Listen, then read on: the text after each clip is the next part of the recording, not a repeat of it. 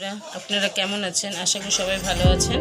আজকে আমি ইলিশ মাছের মাথা দিয়ে সব রকমের সবজি দিয়ে একটা ঘ্যাটের মতো তৈরি করব।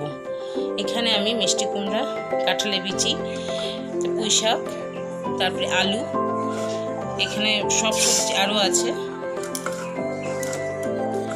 সব সবজি, কাঁচা লঙ্কাও চিড়ে নিয়েছি এর মধ্যে, সব মিলিয়ে একবারে রান্না করব।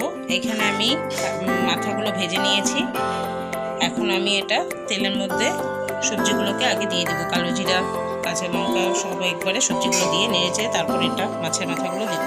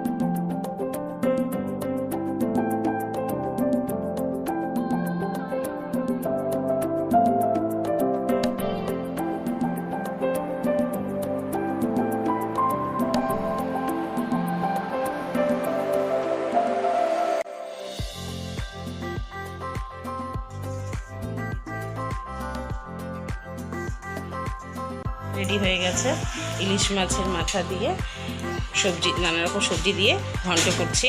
এখানে আছে আলু, ডাটা, তারপরে মাছের মাথা, কাঁঠালের বিচি, কারকোল, বেগুন সব দিয়ে আমি ঘন্ট তৈরি করেছি। কেমন হয়েছে আপনারা একবার বানিয়ে খাবেন, খেতে খুব স্বাদ হয় গরম গরম ভাতের সাথে।